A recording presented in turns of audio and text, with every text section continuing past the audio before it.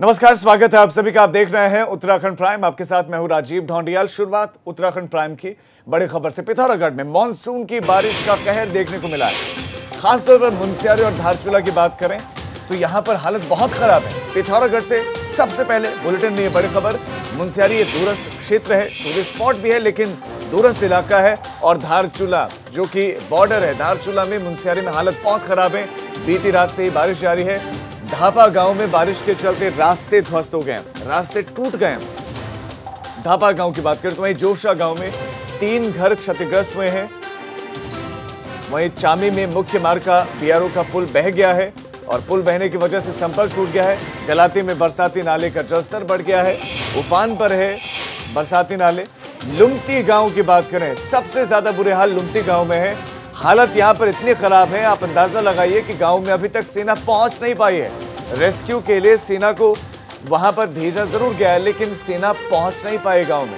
आप अंदाजा लगा सकते हैं कितनी विकट, कितनी मुश्किल, कितनी भयावह परिस्थितियां वहां पर खड़ी हो गई है कि सेना जाना तो चाहती है लुमती गांव लेकिन जा नहीं पा रहे। इतनी मुश्किल परिस्थितियां वहां पर खड़ी हो गई हैं।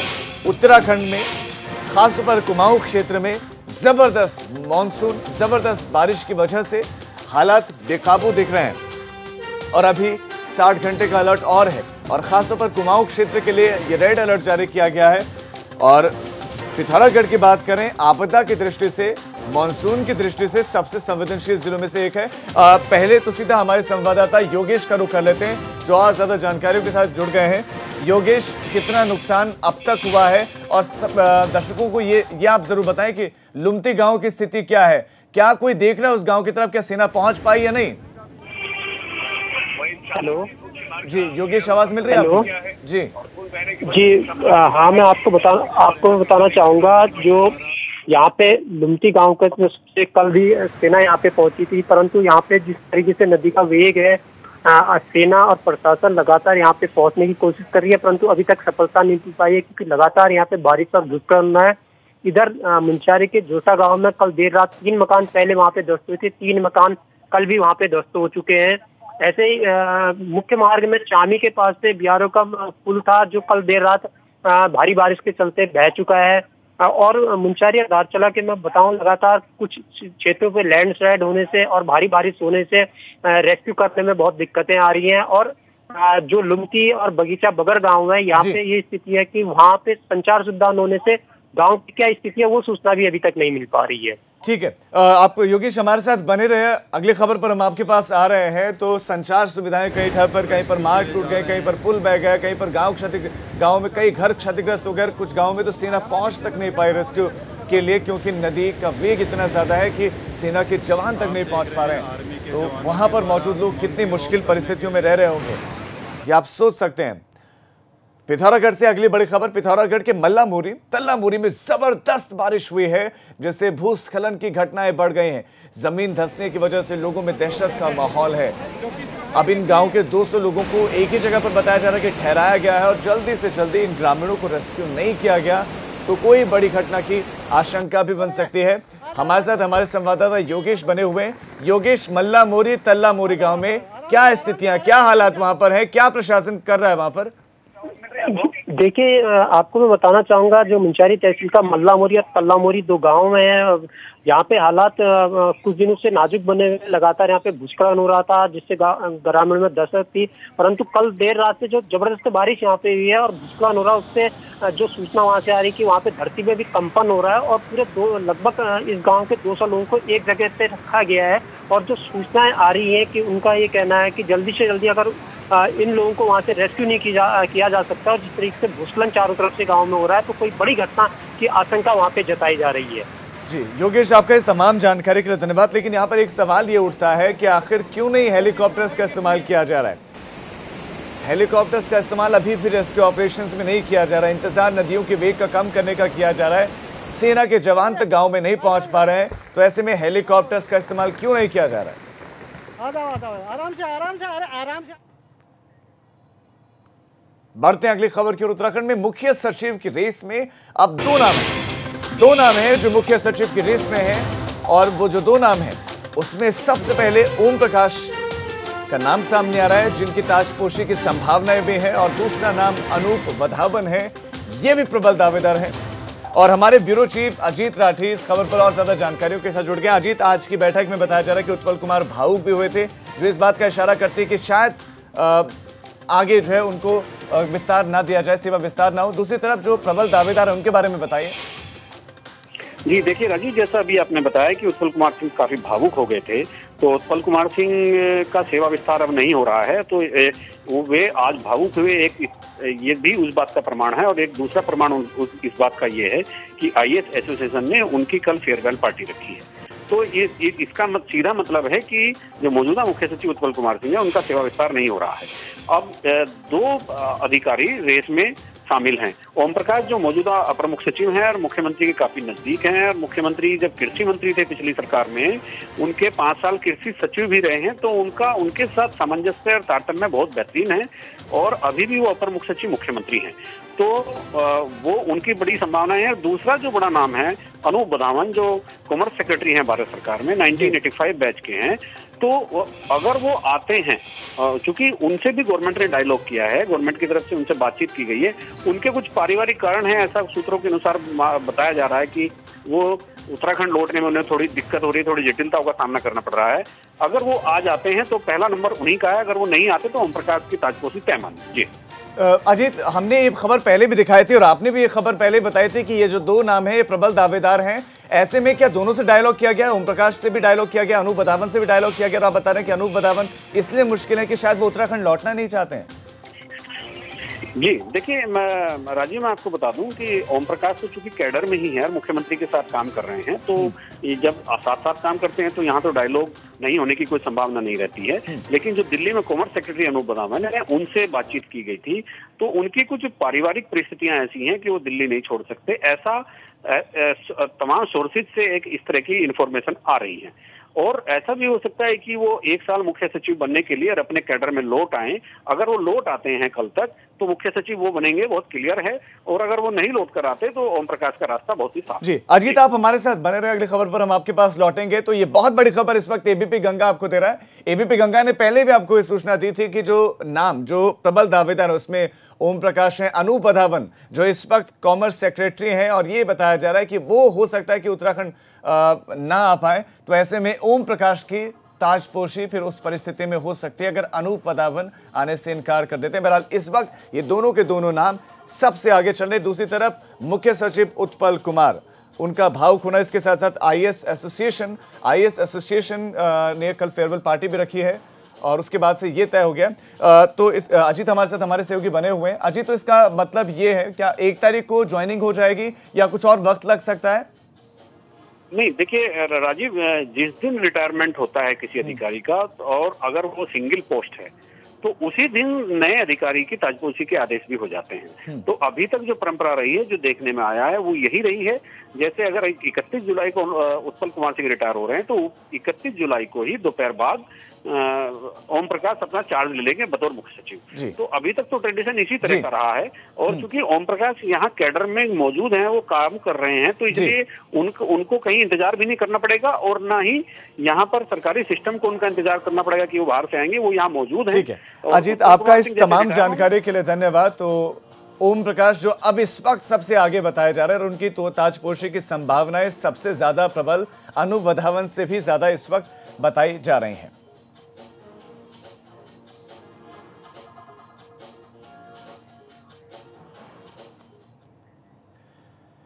अब खबर मसूरी से, जहां पर सिलेंडर ब्लास्ट हुआ है। मसूरी कंपनी गार्डन इलाके में यह ब्लास्ट हुआ है और सिलेंडर ब्लास्ट मसूरी में हुआ है। इस वक्त ये बड़ी खबर आपको दे दें। गैस सिलेंडर से लीकेज हुआ और लीकेज होने के बाद उसमें ब्लास्ट हो गया। ये बहुत बड़ी खबर इस वक्त मसूरी से आपको दे रहे हैं। हालांकि नुकसान कितना हुआ यह भी स्पष्ट नहीं है, लेकिन कुछ तस्वीरें वहां से जरूर सामने आई हैं।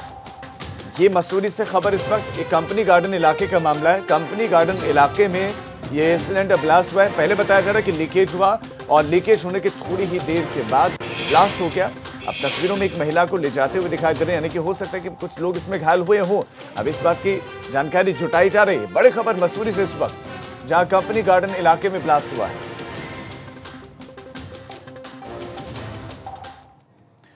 पिथौरागढ़ में एक बार फिर से कुदरत का कहर बरपा है। बादल फटने की वजह से कई मकानों को नुकसान हुआ है, तो कई घर क्षतिग्रस्त हो गए हैं।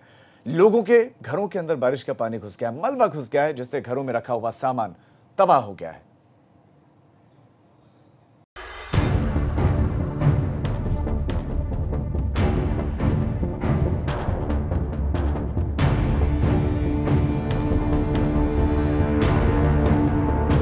मुनस्यारी में कुदरत का कहर, आफत बनकर बरसी बारिश, घरों के अंदर घुसा बारिश का पानी।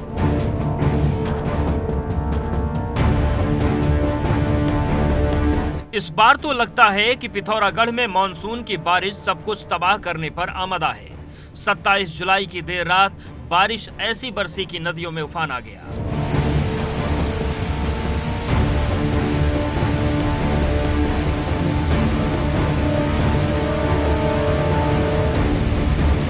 मुनस्यारी के जारा चिबली गांव में आसमान से कहर बनकर बरसे बादलों ने तबाही मचा दी। सबसे पहले घरों की हालत देखिए। घरों में पानी ऐसे बह रहा है मानो नदी यहीं से गुजरती है। ये देखिए, ये दुकान है बंचा बगल की, पूरा पानी से भरी हुई है। कहाँ उतरले रहे मली, ये कहीं जो बड़बड़ा ऊपर से ये जो है नीचे कहीं पहाड़ों से स्लाइडिंग होके जो है ये। बारिश के साथ पहाड़ों से बहकर आया मलबा घरों के अंदर घुस गया। हालात का अंदाजा इन तस्वीरों को देखकर लगा सकते हैं। ये सारे डरे हुए हैं, पूरा नदी का पानी जो है घर में घुसा हुआ है, लोगों में दहशत है। ये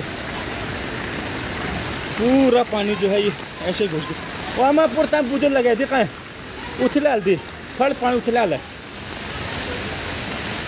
पूरे जो है गांव में पानी घुस के ये जो है ये देखिए। दाजू कभी डर लग रहा है यार, ऐसा हो रहा, खतरा हो रहा है तेरा।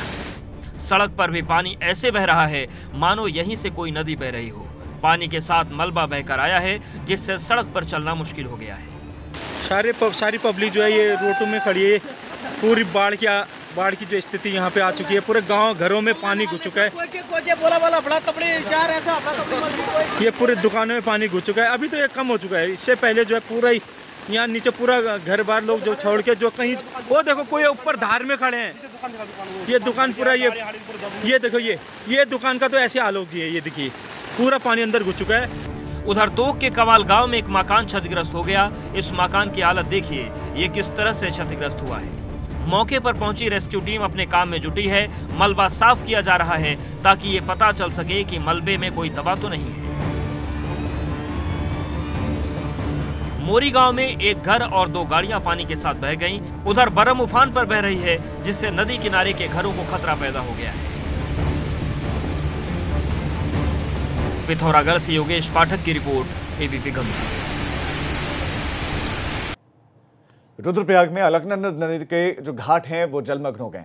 अलकनंदा नदी के जो घाट हैं वो इस वक्त पानी में डूबे हुए हैं। नदी किनारे बने हुए श्री भगवान की 10 फीट की ऊंची मूर्ति पानी में डूब गई है। अब मूर्ति का सिर्फ सिर का कुछ हिस्सा ही नजर आ रहा है।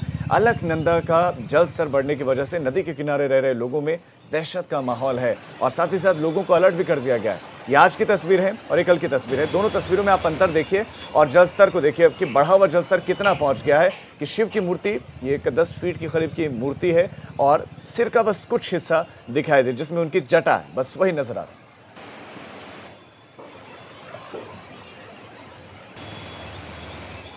तो अलकनंदा नदी और अलकनंदा नदी का जो जल स्तर है वो लगातार बढ़ रहा है। आगे जाके देवप्रयाग में फिर ये गंगा में तब्दील हो जाती है जब मंदाकिनी इसके साथ मिलती है। और आप इस वक्त आपको बता दें कि गंगा का, यमुना का, अलकनंदा, मंदाकिनी सभी नदियों का जलस्तर बढ़ा हुआ है। लेकिन अलकनंदा नदी के घाटों नदी के किनारे कई जगहों पर घाट बने हुए हैं जहाँ पर श्रद्धालु जाते हैं, स्थानीय लोग रोजाना जाते हैं। ऐसे में लोगों को ये कहा गया है कि घाट किनारे वो ना जाएं। और क्यों कहा गया आप अंदाजा इन तस्वीरों को देख के लगा सकते हैं कि कल की तस्वीर आप देखिए और उसमें जलस्तर आप देखिए कि जलस्तर का जो पानी का लेवल है वो कहाँ है। और आज की तस्वीर में देखिए कि जल स्तर में आपको देखिए कितना बढ़ा हुआ है और नदी के बिल्कुल किनारे घाट पर शिव मूर्ति बनी हुई है वो पूरी तरह जलमग्न है। सिर्फ जटा केश नजर आ रहे हैं भगवान शिव की मूर्ति के।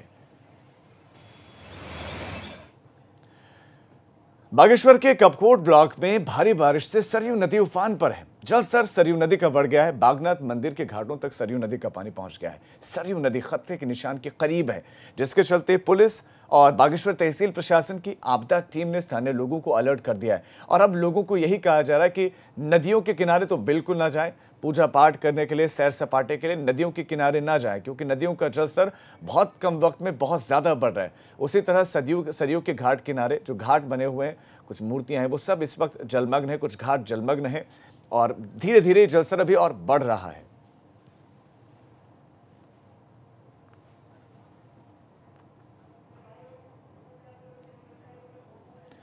चमोली में देर रात से लगातार बारिश जारी है, जिसकी वजह से बद्रीनाथ राष्ट्रीय राजमार्ग कई जगहों पर बंद हो गया है। पीपल कोटी के भनेर पानी, लाम बगड़ और पागल नाले समेत चमोली के पास बाजपुर और कौड़िया में भी पहाड़ी से बड़ी मात्रा में मलबा आ रहा है और हाईवे की वजह से बंद है। नेशनल हाईवे विभाग अब रास्ता खोलने की कोशिशों में जुटा हुआ है और ये तस्वीरें आप देखिए कि पहाड़ से कैसे मलबा गिर रहा है, पेड़ गिर रहे हैं, चट्टानें गिर रही हैं और ये नेशनल हाईवे की तस्वीरें।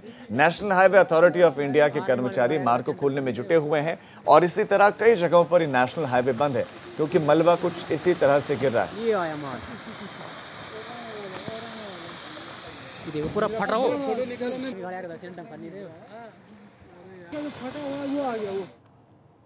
उत्तराखंड में अगले 48 घंटों के लिए मौसम विभाग ने कई जिलों में भारी बारिश का अलर्ट जारी किया है। ऐसे में आपदा कंट्रोल रूम भी पूरी तरह से अलर्ट मोड पर है। सभी जिलों में मानसून की गतिविधियों पर नजर रखी जा रही है। उत्तराखंड आपदा प्रबंधन प्राधिकरण ने सभी जिलों के प्रशासन को अलर्ट पर रहने के लिए कहा है। खासतौर पर कुमाऊं के पिथौरागढ़, बागेश्वर, नैनीताल, चंपावत, उधम सिंह नगर और गढ़वाल क्षेत्र में देहरादून, हरिद्वार, पौड़ी, चमोली और रुद्रप्रयाग जिलों में मौसम विभाग ने भारी बारिश की आशंका जताई है।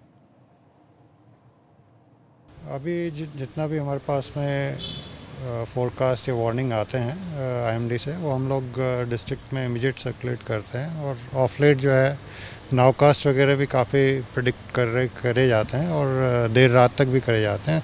तो क्योंकि 24/7 के बेसिस पे सारे ही जनपदों में इमरजेंसी ऑपरेशन सेंटर्स एक्टिवेटेड हैं। IRS के तहत भी सारे नोडल ऑफिसर्स वगैरह काम कर रहे हैं, तो उस तरह की वार्निंग्स या कोई इमीडिएट नाउकास्ट वगैरह होता है उनको शेयर किया जाता है। और जहाँ तक तैयारियों का सवाल है तो रूटीन में जैसे हर साल मानसून से पहले पूरी तैयारियाँ रहती हैं, इस साल भी वैसे तरीके से रहा और जो भी डिप्लॉयमेंट स्ट्रेटजिकली कर सकते हैं, खासतौर से रोड ओपनिंग पार्टीज़ का या इक्विपमेंट्स का या NDRF या SDRF का, वो प्री डिप्लॉयमेंट कर रखा है।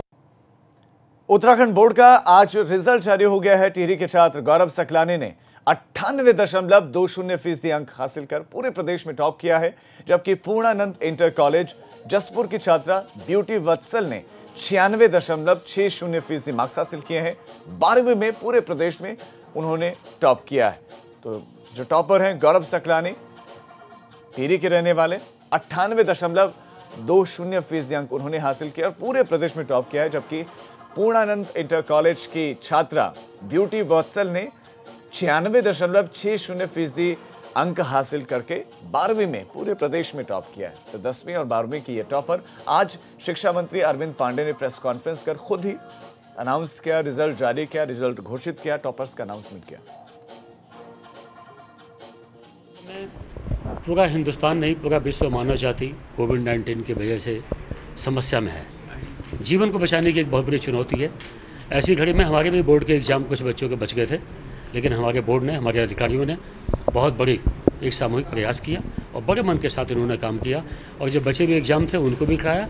और बहुत, जहाँ पहले कॉपियों को जांचने में, परीक्षा फल देने में कम से कम 1.5-2 महीने का समय लगता था, लेकिन हमारे अधिकारियों ने, हमारे बोर्ड के अधिकारियों ने इसको 15 दिन में एक चुनौती मान के इसको परीक्षा फल घोषित किया। मैं इनको बधाई देता हूँ।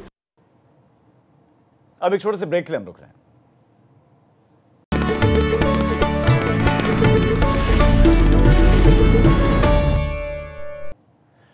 ब्रेक के बाद आप सभी का स्वागत है और अब बड़ी खबर, उत्तराखंड में CPU पर शिकंजा। 4 मैदानी जिलों में CPU में अब फेरबदल होगा और इसके पीछे की वजह भी है 4 साल से एक जगह में तैनात कर्मचारियों को अब ट्रांसफर होगा, यानी कि 4 साल से ज्यादा एक जगह पर कर्मचारी नहीं दिखेगा, उसका ट्रांसफर कर दिया जाएगा। दरअसल रुद्रपुर में जो हुआ उसकी वजह से खूब किरकिरी हुई है, जहां पर एक युवक के साथ मारपीट की गई, चाबी उसके माथे पर घोंप दी गई। रामनगर में गुलदार के आतंक से लोग खौफजदा हैं। कोसी बैराज और गुलर स्थित मंदिर के पास इस गुलदार को देखा गया। मॉर्निंग वॉक पर गई एक महिला और उसके साथ गए उसके पालतू कुत्ते पर गुलदार ने हमला कर दिया। महिला के साथ वॉक पर गए बाकी लोगों के शोर मचाने के बाद गुलदार वहां से भाग गया। घटना के बाद से वन विभाग ने इस पूरे इलाके में अलर्ट जारी कर दिया है, साथ ही इस पूरे इलाके में गश्त बढ़ा दी है।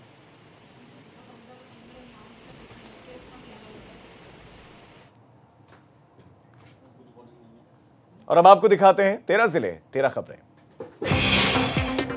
टिहरी में प्रभारी मंत्री सुबोध उनियाल ने की मीटिंग, कोरोना और बरसात के मौसम की तैयारियों की समीक्षा की। विकासनगर में मलबे में फंसा ट्रक, चालक ने भागकर बचाया जान। बारिश के बाद हाईवे पर अचानक गिरा मलबा। बागेश्वर के कपकोट में बारिश और मलबा गिरने से कई रोड बंद, जान जोखिम में डालकर सफर कर रहे हैं लोग। काशीपुर में 9 जगहों पर कंटेनमेंट जोन बनाए जाने की तैयारियां, कल 49 लोगों की रिपोर्ट आई थी पॉजिटिव। अल्मोड़ा में कोरोना के बढ़ते मामलों को लेकर अलर्ट, अब हर दिन 600 से 700 लोगों की सैंपलिंग होगी। उत्तरकाशी में डीएम और एसपी ने किया कंटेनमेंट जोन का निरीक्षण, तमाम व्यवस्थाओं का लिया जायजा।